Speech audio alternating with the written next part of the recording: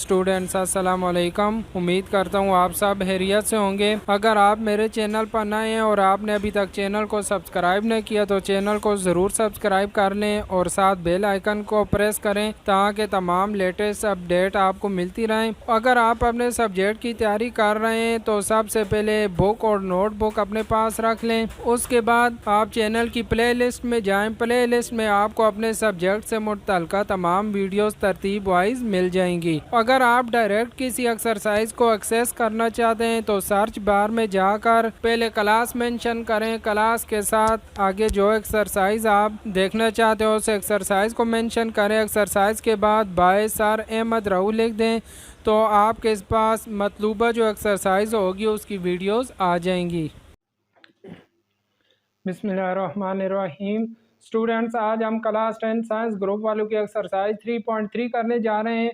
बहुत easy exercise है। देखें, इस एक्सरसाइज में जो चीज़ें हमने यूज़ करनी है उन चीज़ों का थोड़ा सा मैं आपको कंसेप्ट दे देता हूँ, फिर आगे जब हम एक्सरसाइज में ये चीज़ें यूज़ करेंगे तो आपको क्लियर हो जाएंगी।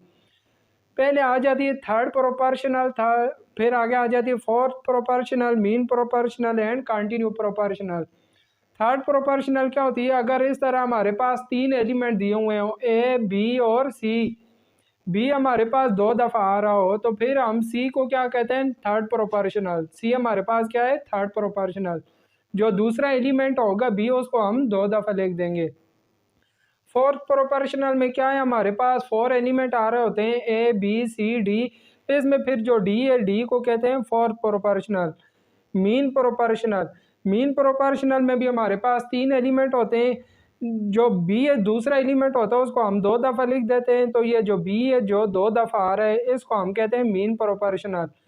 और कंटिन्यू प्रोपोर्शनल, जब इस तरह हमारे पास एलिमेंट लिखे हों, तीन एलिमेंट हो हमारे पास ए बी और सी, तो हम उनको इस तरतीब से अगर लिख दें, ए आ रहा हो फिर आगे बी को दो दफ़ा लिख दें फिर आगे सी आ रहा हो, तो इस तरह जो हम एलिमेंट्स को प्रोपोर्शन में लिखते हैं इसको कहते हैं कंटिन्यू प्रोपोर्शनल। अब हम आगे एक्सरसाइज 3.3 शुरू करते हैं तो आपको ये सारी चीज़ें क्लियर हो जाएंगी। अब देखें एक्सरसाइज 3.3 का क्वेश्चन नंबर 1 है। क्वेश्चन नंबर 1 में कहता है फाइंड थर्ड प्रोपोर्शनल। हमने थर्ड प्रोपोर्शनल फाइंड करना है। तो थर्ड प्रोपोर्शनल में देखें हमारे पास तीन एलिमेंट्स होते हैं ए बी और सी। इधर दो एलिमेंट हमें दिए हुए हैं, तीसरा हमने फाइंड करना है। तो देखें मैं कि इसको रेशो और प्रोपोर्शन की फॉर्म में लिख देता हूँ। ये हमारे पास हो जाएगा 6 रेशो 12 प्रोपोर्शनल 12 रेशो एक्स। ये देखे जो दूसरा एलिमेंट तो जिस तरह इधर बी देखे दो दफ़ा आ रहा था, इस तरह जो दूसरा एलिमेंट था उसको मैंने दो दफ़ा लिख लिया। और आगे तीसरा थर्ड प्रोपोर्शनल जो हमने फाइंड करना है उसकी जगह मैंने एक्स लिख। अब देखें इनको मैं रेशो की फॉर्म में लिख देता हूँ। तो 6 रेशो 12, दरम्यान में प्रोपोर्शन की जगह इक्वल का साइन, और ये आ जाएगा 12 ओवर एक्स। अब हम क्रॉस मल्टीप्लाई कर देते हैं। एक्स को 6 के मल्टीप्लाई कर दूंगा और 12 को 12 से।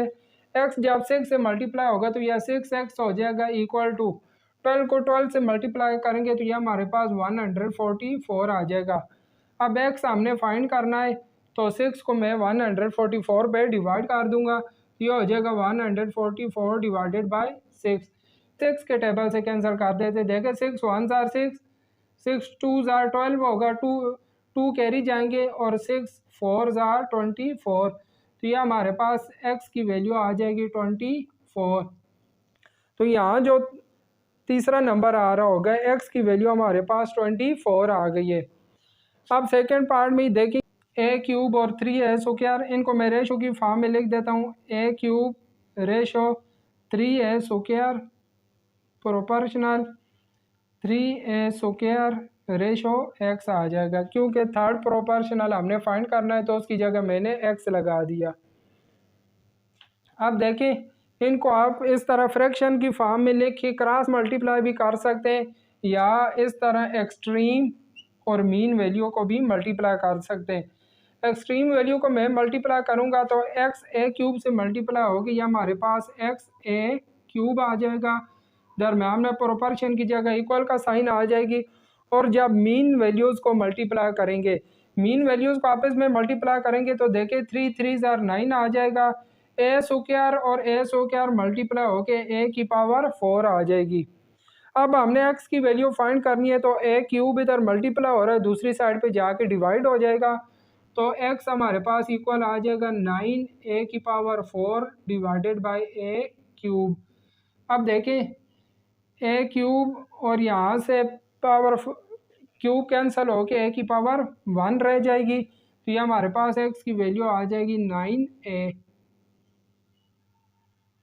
देखिए इधर पावर 4 आ रही थी, 4 में से 3 कैंसिल हो जाएंगे, तो पीछे हमारे पास ए की पावर 1 रह जाएगी, तो एक्स की वैल्यू 9a आ जाएगी।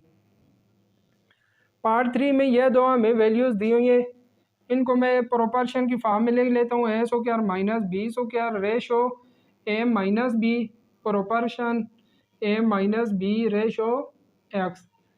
देखिए जो दूसरी वैल्यू थी उसको मैंने 2 टाइम लिख लिया और आगे थर्ड प्रोपोर्शन एक्स आ गया। अब यहाँ भी हम क्या करते हैं, एक्सट्रीम वैल्यूज़ को और मीन वैल्यू को आपस में मल्टीप्लाई करते हैं। एक्स को इस टर्म से मल्टीप्लाई करेंगे तो ये हमारे पास एक्स मल्टीप्लाई ए स्क्वायर माइनस बी स्क्वायर आ जाएगा। प्रोपोर्शन की जगह इक्वल का साइन, और इन दोनों वैल्यूज़ को मल्टीप्लाई करें, देखें ए माइनस बी और ए माइनस बी दोनों सेम टर्म्स है, तो ये दोनों मल्टीप्लाई होके ए माइनस बी होल स्क्वायर हो जाएगा। अब हमने एक्स फाइंड करना है, यह टर्म इस एक्स के साथ मल्टीप्लाई हो रही दूसरी साइड पे जाके डिवाइड हो जाएगी, ये हमारे पास एक्स इक्वल हो जाएगा A minus B whole square divided by, divide में देखिए ये वाली टर्म आ जाएगी ना, A square minus B square, और A square minus B square आपको पता है हमारे पास इक्वल होता है A minus B multiply A plus B. तो यहाँ से देखें ये एक ए माइनस बी और एक ए माइनस बी कैंसिल हो जाएंगे, तो हमारे पास रह जाएगा A minus B divided by A plus B, तो एक्स की वैल्यू आ जाएगी A minus B divided by A plus B. तो ये हमारे पास थर्ड पार्ट का ये वाला आंसर आ गया है।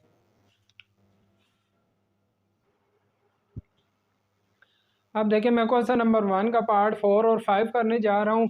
पार्ट 4 में हमें ये वाली दो टर्म्स दी हुई हैं, हमने थर्ड प्रोपोर्शन फाइंड करना है, तो देखिए मैं इनको रेशो की फॉर्म में लिख लेता हूँ, X minus Y whole square ratio X cube minus Y cube, और आगे प्रोपोर्शन आ जाएगी फिर X cube minus Y cube और रेशो। अब यहाँ जो थर्ड प्रोपोर्शन हमने फाइंड करना है उधर एक्स की जगह में कोई और नंबर लिख देता हूँ, जेड में लिख देता हूँ, क्योंकि x पहले का आ रहा है, अगर x लिखेंगे तो कन्फ्यूजन हो जाएगी, इसलिए मैंने z लिख दिया। अब देखिए मैं एक्सट्रीम वैल्यूज़ को और मीन वैल्यूज़ को मल्टीप्लाई कर देता हूँ। z को जब इस टर्म से मल्टीप्लाई करेंगे तो z multiply x minus Y whole square, दरम्यान में इक्वल का साइन, मीन वैल्यूज़ को मल्टीप्लाई करें देखें दोनों सेम टर्म में, तो होल स्क्वायर आ जाएगा X cube minus Y cube whole square आ जाएगा। अब यह टर्म हमने z फाइंड करना है, थर्ड प्रोपोर्शन z हमने फाइंड करना है, तो यह टर्म z के साथ मल्टीप्लाई हो रही दूसरी साइड पे डिवाइड हो जाएगी, तो देखें z इक्वल हो जाएगा, ये डिवाइड हो जाएगी term x minus Y whole square वाली। इधर देखें X cube minus Y cube का आपको फार्मूला तो याद होगा, इधर X cube minus Y cube का अंदर मैं फार्मूला ओपन कर देता हूँ।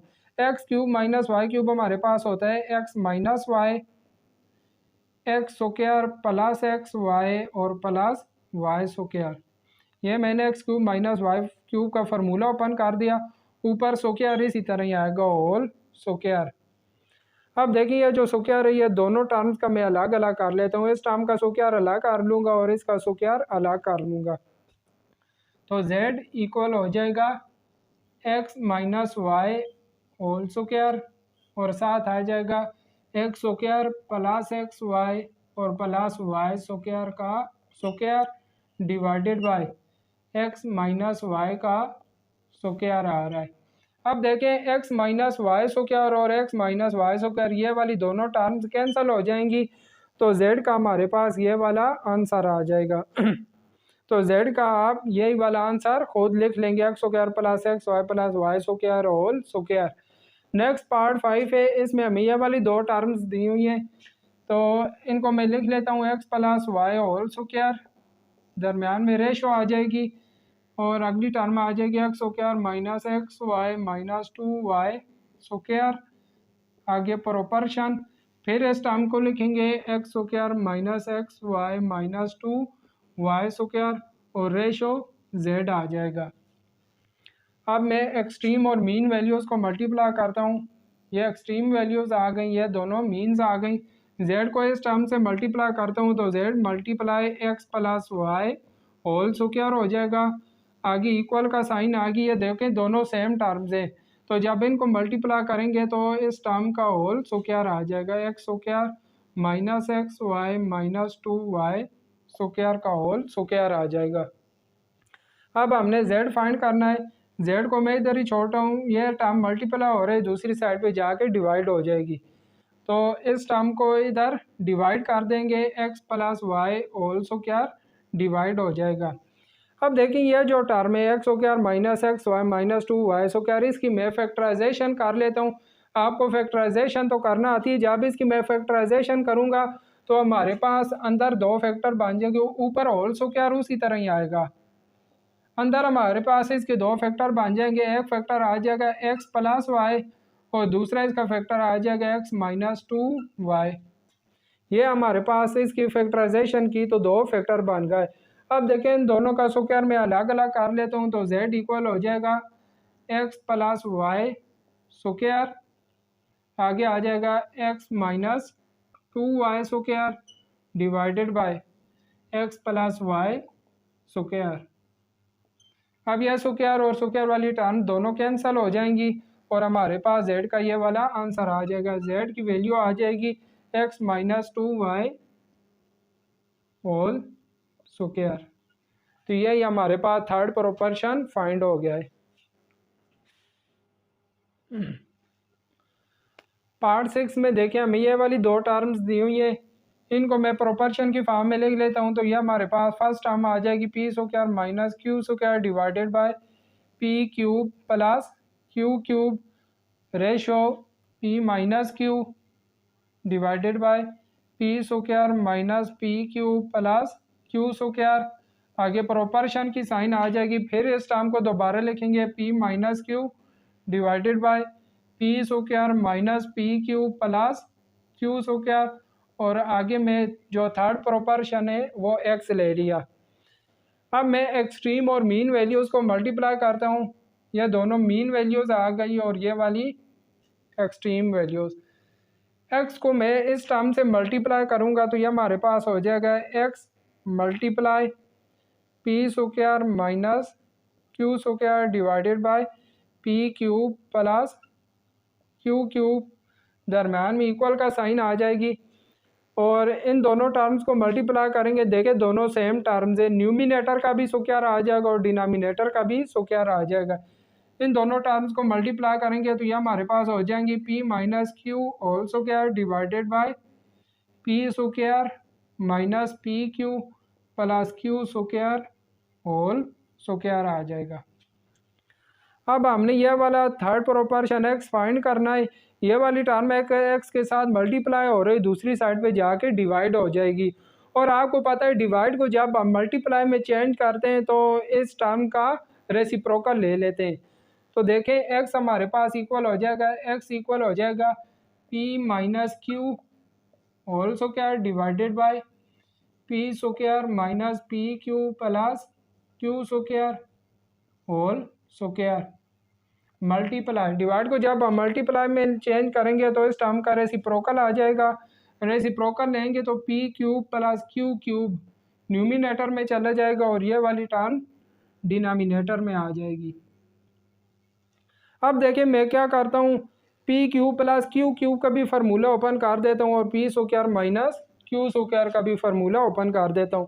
तो यह एक्स इक्वल हो जाएगा p minus Q whole square p minus Q whole square divided by P square minus P Q plus Q square whole square multiply p Q plus Q cube है तो यह हमारे पास होता है पी प्लस क्यू और आगे आ जाता है P square minus P Q plus Q square divided by P square minus Q square है, तो यह तो आसान है, आपको पता ही है कि यह हमारे पास पी माइनस क्यू और पी प्लस क्यू के इक्वल होगा। अब देखिए जो जो टर्म्स कैंसिल होती हैं उनको हम कैंसिल कर देते हैं। ये देखें पी प्लस क्यू और ये वाला पी प्लस क्यू कैंसिल हो जाएगा। इसी तरह यह पी प्लस क्यू और ये दोनों कैंसल। अब देखिए पी माइनस क्यू और यहाँ से एक पी माइनस क्यू कैंसल। इसी तरह देखिए P square minus P Q plus Q square और यहाँ से एक P square minus P Q plus Q square cancel हो जाएंगे। तो हमारे पास x की वैल्यू आ जाएगी, x इक्वल आ जाएगा p minus Q divided by P square minus P Q plus Q square. तो यही हमारे पास पार्ट 6 का थर्ड प्रोपोर्शन फाइंड हो गया है, p minus Q divided by P square minus P Q plus Q square. अब हम देखिए क्वेश्चन नंबर 2 करने जा रहे हैं। क्वेश्चन नंबर 2 में हमें कहता है फाइंड द फोर्थ प्रोपोर्शनल। हमने फोर्थ प्रोपोर्शनल फाइंड करना है। तो देखिए फोर्थ प्रोपोर्शनल फाइंड करने के लिए मैंने आपको बताया ए रेशो बी प्रोपोर्शन सी रेशो डी में यह जो हमारे पास चौथी टर्म आ रही होती है इसको हम फोर्थ प्रोपोर्शनल कहते हैं। अभी देखिए हमें 3 टर्म्स दी हुई है, चौथी हमने फाइंड करनी है। तो इधर हम इनको लिख लेंगे 5 रेशो 8 और आगे प्रोपोर्शन 15 और जो चौथी हमने फाइंड करनी है उसकी जगह मैं एक्स लिख देता हूँ। अब मैं एक्सट्रीम वैल्यूज़ को और मीन वैल्यूज़ को आपस में मल्टीप्लाई कर देता हूँ। एक्स को 5 से मल्टीप्लाई करेंगे तो 5x आ जाएगा और 8 मल्टीप्लाई 15 हो जाएगा। अब देखें 5x के साथ मल्टीप्लाई हो रहा है, दूसरी साइड पे जाके डिवाइड हो जाएगा तो x इक्वल आ जाएगा 8 मल्टीप्लाई 15 डिवाइडेड बाय 5। अब मैं जो टर्म्स कैंसिल होती है उनको कैंसिल कर देता हूँ। 5 1 जार 5 और 5 3 जार 15। तो x की वैल्यू हमारे पास आ जाएगी 8 3 जार 24। यह हमारे पास फोर्थ प्रोपोर्शन फाइंड हो गया है। इसका सेकंड पार्ट आप खुद करेंगे, थर्ड पार्ट में आपको करवा देता हूँ। थर्ड पार्ट में हमें यह तीनों टर्म्स दी हुई हैं, इनको मैं रेशो की फॉर्म में लिख देता हूँ। 15 a स्क्वायर b की पावर 6 आगे रेशो 10 a स्क्वायर b की पावर 5 फिर proportion 21 a cube b cube और आगे रेशो x में लिख देता हूँ जो हमने फाइंड करना है। अब उसी तरह एक्सट्रीम वैल्यूज़ को आपस में मल्टीप्लाई कर देते हैं, मीन वैल्यूज़ को आपस में। x जब इस टर्म से मल्टीप्लाई होगा तो x multiply 15 a square b 6 आ जाएगा, दरमियान में इक्वल का साइन आएगी। और जब इन मीन वैल्यूज़ को मल्टीप्लाई करेंगे तो देखें 10 a square b 5 multiply 21 a cube b cube. अब ये वाली टर्म x से मल्टीप्लाई हो रही दूसरी साइड पे जाके डिवाइड हो जाएगी तो x की वैल्यू हमारे पास आ जाएगी, ये वाली टर्म दूसरी साइड पे डिवाइड हो जाएगी 15 a स्क्वायर b 6। अब इन दोनों टर्म्स को जब हम मल्टीप्लाई करेंगे तो देखें 21 10 से मल्टीप्लाई होकर 210 आ जाएगा। फिर a स्क्वायर और a क्यूब मल्टीप्लाई होंगे तो हमारे पास a की पावर 5 आ जाएगी, क्योंकि पता है आपको पता है कि जब दो टर्म्स मल्टीप्लाई होती हैं बेस सेम हो, देखें इन दोनों की बेस सेम है तो पावरें ऐड हो जाती हैं, तो पावर 2 और 3 ऐड होके 5 हो जाएगी। इस तरह आगे देखें b और b वाली टर्म्स मल्टीप्लाई होंगी तो इनकी पावर भी ऐड हो जाएगी, तो b की पावर 5 + 3 8 आ जाएगी। अब 15 और 210 को जब हम कैंसिल करेंगे तो ये हमारे पास 14 आ जाएगा। और देखें a स्क्वायर और इधर a 5 आ रही है, a स्क्वायर 5 से कैंसिल होके तो इधर 3 रह जाएगी a की पावर। इसी तरह b 6 और b 8, b 6 इधर कैंसिल हो गया, हमारे पास b की पावर 2 रह जाएगी, क्योंकि 8 में से जब हम 6 निकालेंगे तो हमारे पास 2 रह जाएगा। इसी तरह 5 में से जब 2 निकालेंगे तो 3 रह जाएगी। तो x की वैल्यू हमारे पास आ जाएगी 14 a क्यूब और आगे b स्क्वायर। ये हमारे पास फोर्थ प्रोपोर्शन फाइंड हो गया है। अब क्वेश्चन नंबर 2 का मैं पार्ट 4 करने जा रहा हूँ। पार्ट 4 में हमें देखिए ये तीनों टर्म्स दी हुई थी। आगे जो फोर्थ प्रोपोर्शन था वो हमने फाइंड करना था, उसकी जगह मैंने z लिख लिया। उसी तरह एक्सट्रीम और मीन वैल्यूज़ को मैंने मल्टीप्लाई किया, z इस टर्म से मल्टीप्लाई हो गया और ये दोनों टर्म्स आपस में मल्टीप्लाई हो गई। अब मैंने z फाइंड करना है, ये वाली टर्म z से मल्टीप्लाई हो रही है, दूसरी साइड पे जाके डिवाइड हो जाएगी। ये देखें x square minus 11x plus 24 divide हो गई। न्यूमिनेटर में ये दोनों टर्म x माइनस 3 और ये वाली इसी तरह आएंगी, बल्कि देखिए ये वाली जो टर्म है इसमें से मैं 5 और x क्यूब में कॉमन ले लेता हूँ। तो देखें जब मैं 5x क्यूब कॉमन लूँगा, यहाँ से 5 बाहर आ गया, x क्यूब कॉमन लेंगे तो x रह जाएगा, आगे माइनस का साइन, 5 का टेबल 40 पे 8 टाइम जाता है और x क्यूब बाहर कॉमन चला जाएगा तो x माइनस 8 अंदर रह जाएगा। अब z इक्वल हो जाएगा x माइनस 3, x माइनस 8 और ये 5x क्यूब डिवाइडेड बाय, ये देखिए डिनोमिनेटर वाली जो हमारे पास टर्म आ रही है इसकी हम फैक्टराइजेशन करें। फैक्टराइजेशन तो आपको करना आती है, आपने क्वाड्रेटिक इक्वेशन की फैक्टराइजेशन की हुई है। ये हमारे पास क्वाड्रेटिक इक्वेशन बाहर नहीं है, इसकी जब हम इधर फैक्टराइजेशन करेंगे तो इसके दो फैक्टर बन जाएंगे -3 और -8। फिर जब हम आगे फैक्टराइजेशन मेथड से उसको सॉल्व करेंगे तो हमारे पास उसके दो फैक्टर आ जाएंगे x माइनस 3 और x माइनस 8। तो देखिए x माइनस 3 और x माइनस 3 फिर कैंसिल हो जाएंगे, x माइनस 8 और x माइनस 8 कैंसिल हो के तो z की वैल्यू हमारे पास आ जाएगी 5x क्यूब, z इक्वल आ जाएगा 5x क्यूब के। तो यही हमारे पास फोर्थ प्रोपोर्शन फाइंड हो गया है।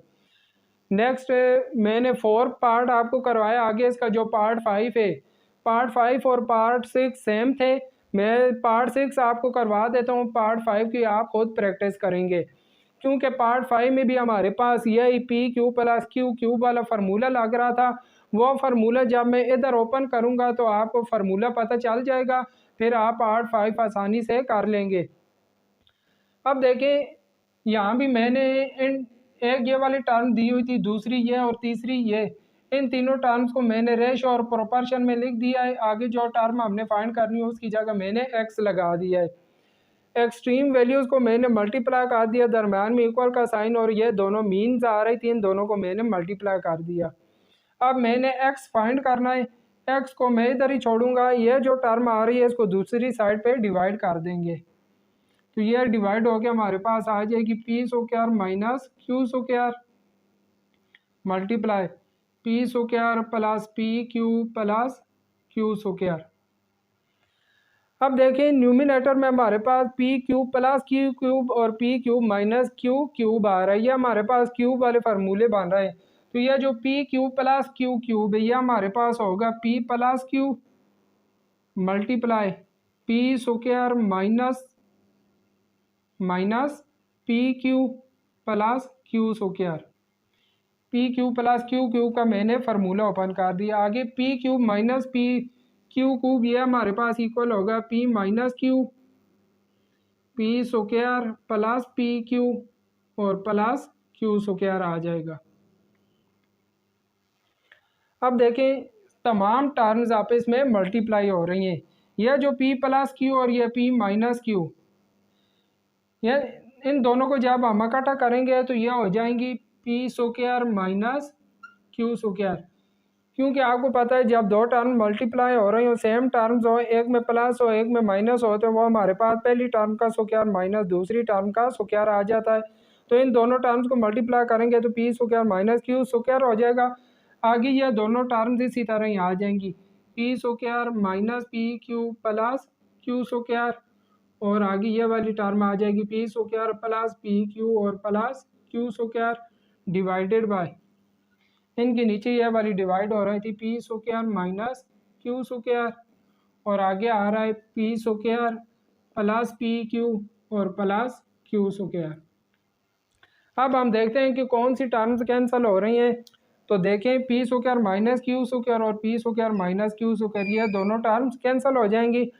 आगे P square plus P Q plus Q square और ये वाली यह टर्म और ये वाली टर्म कैंसिल हो जाएंगी। पीछे हमारे पास x की जो वैल्यू है वो ये वाली टर्म आ जाएगी, एक्स का जो हमारे पास फोर्थ प्रोपोर्शन जो हमने फाइंड करना था वो हमारे पास आ जाएगा P square minus P Q plus Q square. तो पार्ट 6 का हमारे पास ये वाला आंसर आ जाएगा।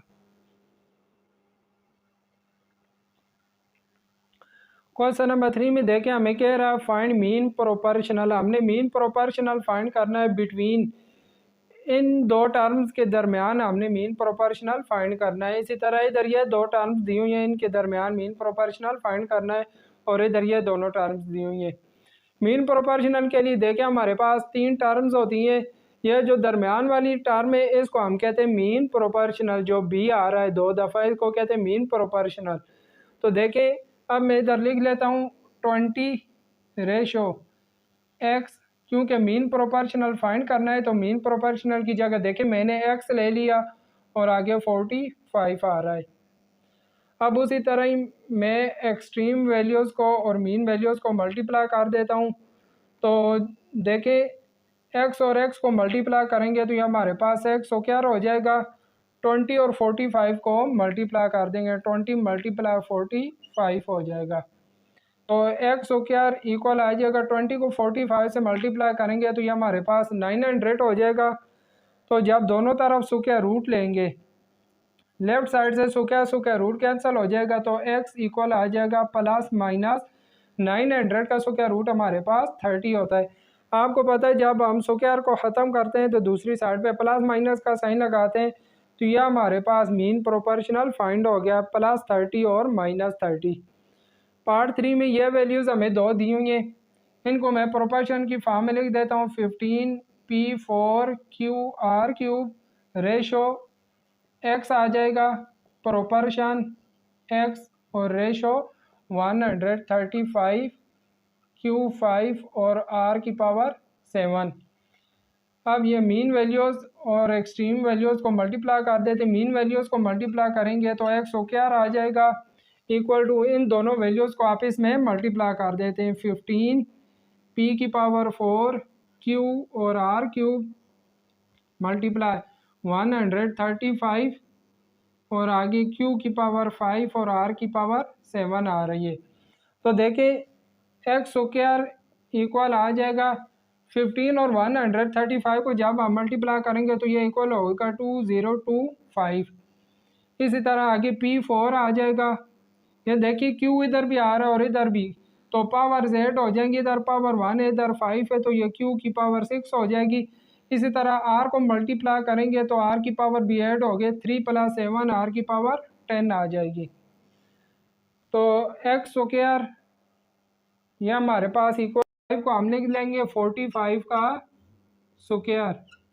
इसी तरह P4 को हम लिख लेंगे P स्क्वायर का स्क्वायर, Q6 को लिख लेंगे Q क्यूब का स्क्वायर और ये R की पावर 10 को लिख लेंगे R की पावर 5 का स्क्वायर। अब हम दोनों साइडों पे स्क्वायर रूट ले लेते हैं। ये मैंने दोनों साइडों पे स्क्वायर रूट ले लिया। लेफ्ट साइड से स्क्वायर रूट कैंसिल हो जाएंगे तो x इक्वल आ जाएगा प्लस माइनस, यह भी स्क्वायर रूट कैंसिल होके 45 आ जाएगा। यहाँ भी देखें स्क्वायर रूट कैंसिल होके P स्क्वायर, इसी तरह आगे Q क्यूब और R की पावर 5 रह जाएगी। तो ये हमारे पास मीन प्रोपोर्शन की वैल्यू आ गई है प्लस वाली और माइनस वाली। पार्ट 4 में ये दोनों वैल्यूज़ हमें दी हुई हैं, इनको भी मैं लिख देता हूँ x square minus Y square ratio जो मीन प्रोपोर्शन हमने फाइंड करना हो उसकी जगह मैं ले लेता हूँ जेड ले लेता हूँ, क्योंकि एक्स वाई आ रहे हैं तो इधर मैं जेड ले लेता हूँ जेड और आगे आ जाएगा ratio x minus y over x plus y. अब एक्सट्रीम वैल्यूज़ और मीन्स को मल्टीप्लाई कर देते हैं, ये दोनों मल्टीप्लाई होकर जेड स्क्वायर इक्वल आ जाएगा x square minus Y square multiply x minus y over x plus y. Z square equal हो जाएगा, देखें x square minus Y square को हम लिख सकते हैं x minus y multiply x plus y और आगे ये टर्म इसी तरह आएगी x minus y over x plus y. अब देखें ये एक्स प्लस वाई वाली टर्म और ये एक्स प्लस वाई वाली दोनों कैंसिल हो जाएंगी तो जेड स्क्वायर इक्वल आ जाएगा एक्स माइनस वाई और एक्स माइनस वाई मल्टीप्लाई होकर एक्स माइनस वाई का स्क्वायर हो जाएगा। अब स्क्वायर को ख़त्म करने के लिए मैं दोनों साइडों पे स्क्वायर रूट ले लेता हूँ। यहाँ से भी देखें स्क्वायर रूट कैंसिल, यहाँ से भी कैंसिल, तो z इक्वल आ जाएगा plus minus x plus y. तो यही हमारे पास पार्ट 4 का आंसर आ गया है। क्वेश्चन नंबर 4 है, देखिए इसमें कहता है find the value of unknown in continue proportional. देखिए हमने ये जो अननोन आ रहा है, इधर p आ रहा है, इधर भी p आ रहा है और इधर m आ रहा है, इस अननोन की वैल्यू हमने फाइंड करनी है कंटिन्यू प्रोपोर्शन। तो कंटिन्यू प्रोपोर्शन आपने पढ़ी हुई थी a/b प्रोपोर्शन b/c। जो दूसरी टर्म होती है उसको हम 2 दफ़ा लिख देते हैं, तो यह हमारे पास कंटिन्यू प्रोपोर्शन है। इधर भी देखें हमें 3 टर्म्स दी हुई है, या जो दूसरी टर्म है इसको हम 2 टाइम लिख देंगे, तो ये हमारे पास आ जाएगी 5/p प्रोपोर्शन p/45। जो दूसरी टर्म है उसको हमने 2 दफ़ा लिख दिया। अब एक्सट्रीम वैल्यूज़ को और मीन वैल्यूज़ को मल्टीप्लाई कर देते हैं, तो देखिए p और p मल्टीप्लाई होकर p स्क्वायर हो जाएगा इक्वल टू 545 से मल्टीप्लाई होगा 5 × 45, तो यह p स्क्वायर इक्वल हो जाएगा 5 को 45 से मल्टीप्लाई करेंगे तो 5 5 ज़ार 25 और 5 4 ज़ार 20 और 2 22। अब हमने p की वैल्यू फाइंड करनी है, दोनों तरफ स्क्वायर रूट ले लेते हैं, तो देखें p स्क्वायर इक्वल टू 225 का स्क्वायर रूट। ये मैंने दोनों साइडों पे स्क्वायर रूट ले लिया। यह स्क्वायर रूट कैंसिल होके p हमारे पास रह जाएगा और 225 का स्क्वायर रूट हमारे पास 15 होता है। और आपको पता है जब स्क्वायर को हम खत्म करते हैं तो दूसरी साइड पे प्लस माइनस की साइन लगाते हैं, तो यह p की वैल्यू हमारे पास आ जाएगी प्लस माइनस 15। अब फर्स्ट पार्ट मैंने आपको करवा दिया है, इसका जो सेकंड पार्ट है उसकी आप खुद प्रैक्टिस करेंगे। थर्ड पार्ट में आपको करवा देता हूँ। थर्ड पार्ट में हमें यह 3 टर्म्स दी हुई थी, 12 आ गया, आगे ये जो दूसरी टर्म है इसको मैंने 2 दफ़ा लिख दिया और आगे 27। फिर मैंने एक्सट्रीम वैल्यूज़ को और मीन वैल्यूज़ को मल्टीप्लाई कर दिया। ये देखें 3p-6 और 3p-6 दोनों सेम टर्म्स है, जब ये दोनों मल्टीप्लाई होंगी तो इनका स्क्वायर आ जाएगा।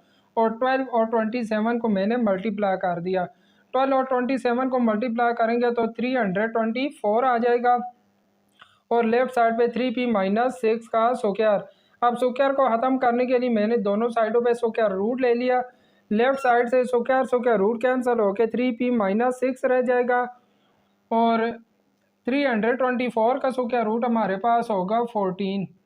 और जब स्क्वायर रूट कैंसिल होंगे तो दूसरी साइड पे हम प्लस माइनस लगा देते हैं। अब देखिए एक दफ़ा 3p-6 इक्वल आ जाएगा प्लस 14 के, और फिर दोबारा आ जाएगा 3p-6 इक्वल टू -14। अब देखिए -6 से दूसरी तरफ जाके +6 हो जाएगा, तो 3p इक्वल आ जाएगा, इधर आके जब +6 होगा तो हमारे पास 20 हो जाएगा। फिर 3 को मैं दूसरी तरफ डिवाइड कर दूंगा तो p की वैल्यू हमारे पास आ जाएगी 20 डिवाइडेड बाय 3। p की एक वैल्यू हमारे पास ये फाइंड हो गई, दूसरी p की वैल्यू इधर से आ जाएगी।